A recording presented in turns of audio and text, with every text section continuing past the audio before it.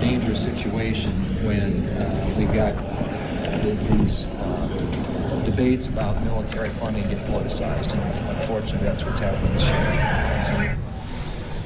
So all this is coming as Democrats are pushing back on Trump in a bill introduced by Senator Tammy Duckworth, who says the administration isn't being honest on how many people have been hurt or killed in this war. Let's bring in our senior Pentagon reporter, Louis Martinez. So, Louis, the president says one thing, your sources tell us another. What's the deal?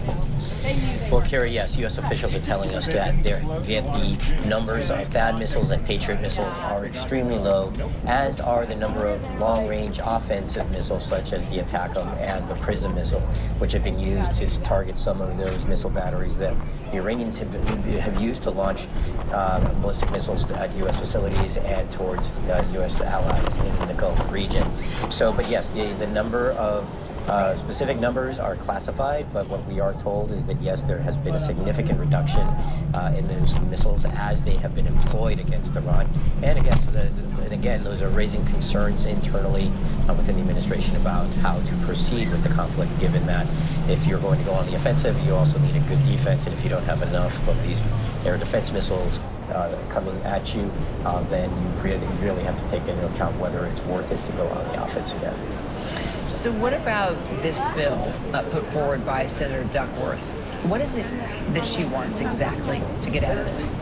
She wants transparency, Kira. What she is talking about is essentially that what we've seen in this conflict with Iran is that the administration first called it Operation Epic Fury, and Operation Epic Fury, according to the administration, ended in early May, just before the deadline, that 60-day deadline under the War Powers Resolution, under which the administration has to seek the consultation with Congress or further authorization to continue with the conflict. Well, we know that there have been a total of 18 Americans who have died in the conflict with Iran, but the Pentagon just weeks ago changed that to 14 under Operation Epic Fury, and then qualified those 3 deaths in Jordan and an additional death in Iraq as under a new category as overseas operations.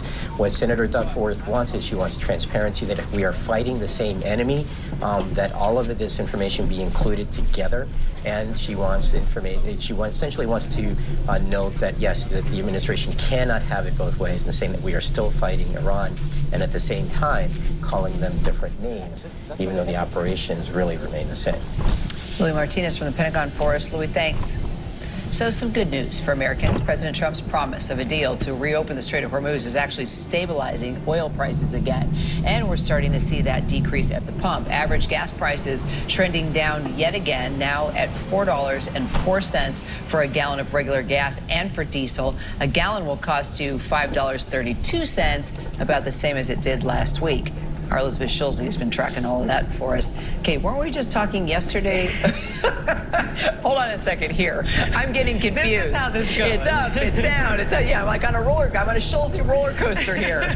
No, and I mean, that is the reality. I think the way you said that in your intro is perfect, because this is happening on the promise of a deal, right? We saw those prices go down because oil did come down a bit, on the hope and expectation that something will happen to get closer to where we were with oil shipping through the Strait of Hormuz before this war started. But that is a promise, and it is by no means a guarantee. And actually today, you have prices going up a little bit because there is some speculation that maybe the Iran might impose stricter restrictions than a lot of analysts had thought. So what it ultimately comes down to, yes, that number is good. We're looking closer to $4. Patrick DeHaan, Gas Buddy, says about half of states right now do have gas under the $4 mark. That's good news when we're thinking about a busy driving season. I think it is still worth reminding, and anyone who's filling up knows this, when you're filling up right now compared to before the start of the war, a typical size SUV, 18 gallons, it's about $20 more on average every fill up. People are filling up once a week, if not more. This is still a higher cost, and it's, you know, to get to that point where we were before the war, $2.94 a gallon, it's still going to take some time and a lot more than a promise that the shipping is going to happen. Yeah, it's interesting because as soon as Trump or someone, Secretary Bessent, someone says something about the Strait of Hormuz, it immediately impacts prices. Yes. I mean, the markets, we see it. it's been dizzying because they know that too. They know that saying this is going to happen tomorrow can have that kind of an immediate impact on some of these markets, which, by the way, can make people who are trading a lot of money very fast if you are tracking that kind of conversation so quickly. What I think is, kind of the reality, though, and we saw that, by the way, this isn't a new playbook. We saw that during the tariffs, Kara. We saw that kind of back and forth on saying something, the market goes up, saying again, the market goes down every time, trying to get the market up or stocks higher, bond yields lower. The problem here is this is a war that takes two sides now. You need Iran to agree, and a lot of analysts are actually looking more closely at the words coming out of Iran's government, if you want to call it that regime, and saying, what signals are we getting there? Because the U.S. can say so much, but it cannot physically force ships to get moving and get that oil back, and it's going to take two to tango in this situation, and right now, still a lot of questions about what that'll look like. And it was yesterday that Treasury Secretary Scott Bessent said it could be today or tomorrow that we see a deal. And here we are. And here we are, exactly. Okay, and so I'll be seeing you tomorrow. Exactly. We'll see Same where we are time, at 2 o'clock same next- place, next and we'll week. check all the It's a date. numbers. Okay, Exactly. perfect. Thank you, Elizabeth Schulze. Well, now to the security threat at one of Europe's largest airports. German authorities say that a drone carrying an explosive device was discovered on the tarmac near a Ukrainian cargo plane. Leipzig Airport is a critical cargo hub in eastern Germany, and it's used by U.S. and NATO allies to move military equipment into Ukraine. American officials say that the airport has already been the target of multiple suspected Russian sabotage operations. And part of the airport was closed, but airport officials say that they have confirmed everything is back to normal as of now. We'll continue to track it. So the pandemic is over, but the fight over it sure is not. A Senate panel is actually voting to hold Dr. Anthony Fauci in contempt of Congress after he invoked the Fifth Amendment over 100 times at a hearing last week about the origins of the COVID pandemic. Now, normally this would head to the full Senate for a vote, but today, committee chairman Rand Paul took the extraordinary step of sending it right to the Department of Justice first. We will hand deliver today to the Attorney General, and we will hand deliver today to the District of Columbia, to the U.S. Attorney there, and from there we'll find out. But this way we don't sit a month waiting to determine whether or not we bring it to the Senate floor. Our Stephen Portnoy has been tracking this all for us throughout the day. So have we ever seen a vote of contempt head straight to the Justice Department before? To my mind, Kira, we haven't. Typically what happens, as you describe it, is the Senate, the full Senate, will take a vote on a contempt resolution. Here's the resolution that today Rand Paul said was hand-carried to the Justice Department. It reads to me just like every other resolution that passes through a committee, which on their own have no legal import until they're actually passed by the full Senate. And that has not happened in this case. Rand Paul said there that he didn't want to have to wait a month for the full Senate floor action, but the other problem would be that Democrats could filibuster this resolution on the floor of the Senate, and by sending it directly to the Justice Department, he avoids that. Now, he's citing a statute that says it is a misdemeanor for a person to willingly fail to answer a committee's question. But in this case, we're talking about Dr. Anthony Fauci invoking his constitutional right to avoid self-incrimination under the Fifth Amendment, something that the Supreme Court upheld in the mid-1950s in the Red Scare. And just to illustrate how rare it is for the Senate as a whole to vote on contempt, in the past 55 years, it's only happened twice. Once in 1971, and again a couple of years ago, targeting a healthcare CEO who failed to answer questions about hospital closures. So this feels more like a political fight than a legal one at this point.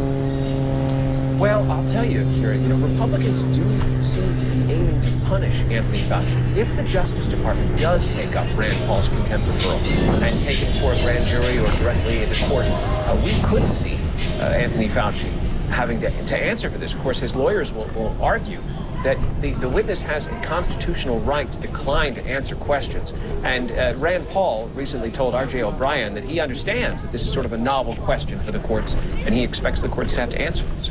Well, President Biden preemptively pardoned Fauci, as we all remember. So isn't he immune from any prosecution here?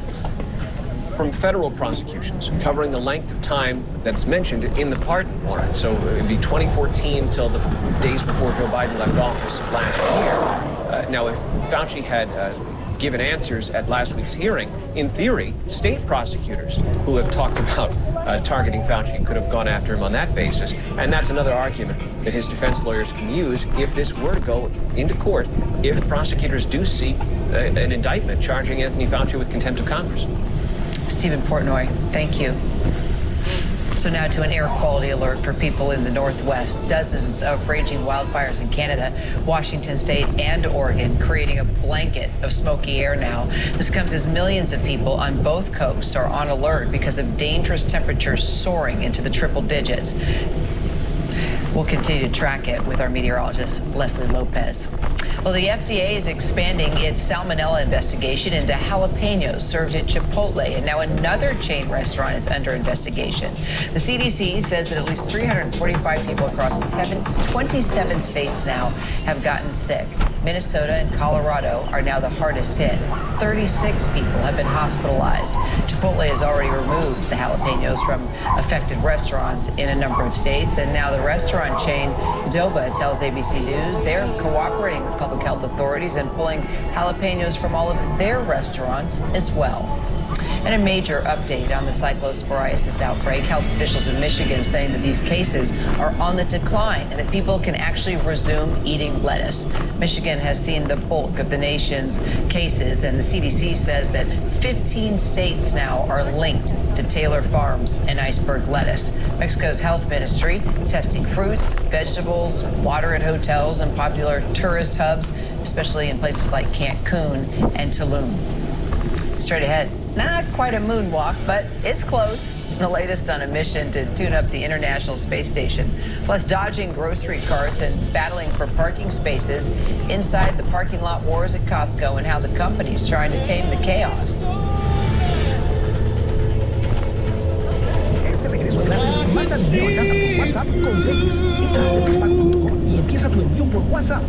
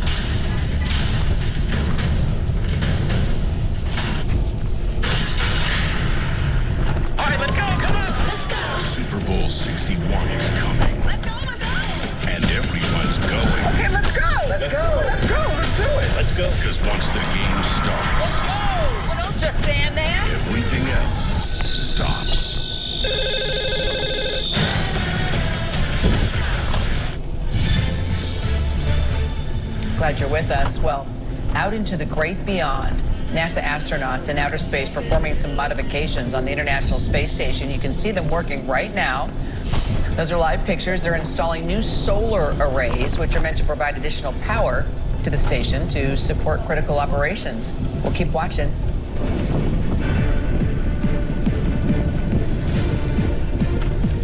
So was it a mental health crisis or was it murder? We're in day 8 now of testimony in the trial of Lindsay Clancy. She's the Massachusetts mom who admitted to killing all 3 of her children. But she's pleading not guilty to murder, her lawyer arguing that she suffered from postpartum psychosis. Well, today, a state medical examiner on the stand describing the autopsy of 8-month-old Kellen Clancy, the youngest victim. Jurors were shown images, actually, of the autopsy, and it wasn't clear if Clancy could see those photos of her daughter or not, but she was sobbing during the medical examiner's testimony. Also on the stand today, Lindsay Clancy's friend, a licensed family therapist. She testified that Clancy was a loving mother who never made any mention of suicide. She did point out, though, that Clancy said she felt like a zombie after the birth of her youngest child. Let's bring in our legal analyst and trial attorney Brian Buckmeyer, also Sarah Orrick, a board-certified psychiatrist and therapist who focuses on women's perinatal and mental health. So, Brian, let's start with you. What did you actually get from today's testimony? Yeah, so Kira, in this case, there is a triple homicide. 3 people did die. And while we know the headlines, we know a lot of information, in the trial, they had to do 2 things. 1, actually prove that these deaths happened, and 2, that it happened at the hands of Lindsay Clancy. We learned more information, specifically of the youngest child, Kellen Clancy, that he died from mechanical asphyxiation, basically being choked to death. But he didn't die at the scene. He died some days later. And so we learned about some of the life-saving measures, but also how he ultimately died and what it was that caused that death. We know, based on the photographs at the scene, that it was strangulation by the elastic exercise bands at the hands of Lindsay Clancy. But the question is, what was her mental state at the time that she did this? Dr. Orrick, talk to us about postpartum psychosis. And because you hear about postpartum, I mean, I'm very transparent about it. I dealt with postpartum after having my twins. Is there a difference? Is postpartum psychosis something that is a, well, I guess, yeah, explain, yes. For diagnosis. Because so many people talk about being postpartum. Even here at work, a lot of women have talked about it. What is the difference between that and postpartum psychosis? That's a great question, and I think postpartum depression and anxiety is so common. We think maybe 1 in 5, maybe even more frequent. Postpartum psychosis is different. It is a very infrequent occurrence, 1 in 1,000 births, and it really means a break with reality. Postpartum depression is often sadness, irritability, anger, some difficulty with mood and adjusting to this period. We think because of the big changes in hormones that occur after a woman delivers a baby. Postpartum psychosis, we have a break with reality, agitation, a different set of symptoms that may have similar underpinnings, this hormonal sort of shift that happens, but ultimately the break in reality, the waxing and waning, that someone can appear functional at one point and have a break, and that is psychotic, a break with reality where they're having bizarre thoughts, suicidal thoughts, homicidal thoughts. It sounds like Lindsay Clancy had voiced some of these at some point. What's challenging here is that it sounds like she potentially had postpartum depression and potentially postpartum psychosis. But again, postpartum psychosis is more rare and not something we see as frequently as postpartum depression. Wow. Okay, so the fact that it's something you don't hardly see, and that it can be a break with reality, and it can happen, at any time. When you see, a story like this, which clearly is so tragic, and we're following the whole trial, what are you thinking about? What are the questions you would be asking? Would you be wondering if she was on any type of medication, or if she was trying to deal with this holistically, because it's so extreme what happened? And then you have this therapist friend that said, she seemed like a really loving mother. I know. I think people don't see this diagnosis enough, which is part of the problem. It doesn't have its own DSM diagnosis, which is also problematic in terms of education. That's the diagnostical manual that psychiatrists and psychologists use to diagnose. And so I think what happens is that she's sort of misdiagnosed, and I saw the list of medications. Most of them are not for postpartum psychosis, and this is a true emergency. If you diagnose this person should be in the hospital. They should be in an inpatient stay immediately. I know that eventually happened for Lindsay Clancy, but again, the list of medications is not consistent with that. Lithium, an antipsychotic medication, and benzodiazepines is truly the treatment, that gold standard, and that just did not seem to be the case here. A lot of other medications were tried, and I do think the medical system here failed her and has failed a lot of women. What's important, though, to note is that if you are treated properly for this, there's a 98% chance of full recovery. People go back to their baseline, which is different from primary psychotic disorders. And I think there's confusion there. She doesn't look like she has schizophrenia. That's because she doesn't have schizophrenia. She's back to her baseline now. Wow, such good insight. Really appreciate that, Dr. Sarah Orrick. Hopefully you will come back as we continue to follow this. Brian Buckmeyer, always great to have you. Thank you both. And of course, we always want to tell you that if you or someone you know is in a mental health crisis, you can text or call the Suicide and Crisis Lifeline at 988. Help is available 24/7. We'll be right back. Argo Gas hits all the marks. It cleans engines, boosts performance, and enhances fuel economy.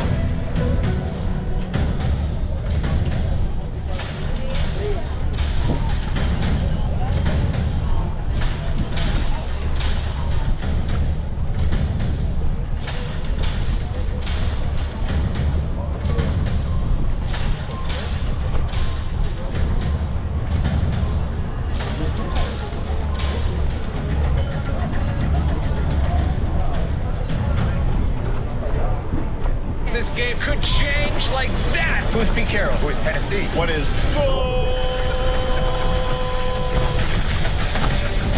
David Muir, the most trusted anchor in America, the most watched anchor in America. Thank you for making World News Tonight with David Muir the #1 newscast in America. Glad you're streaming with us. Well, they say love is a battlefield. Well, so are Costco's parking lots. The parking is at the most popular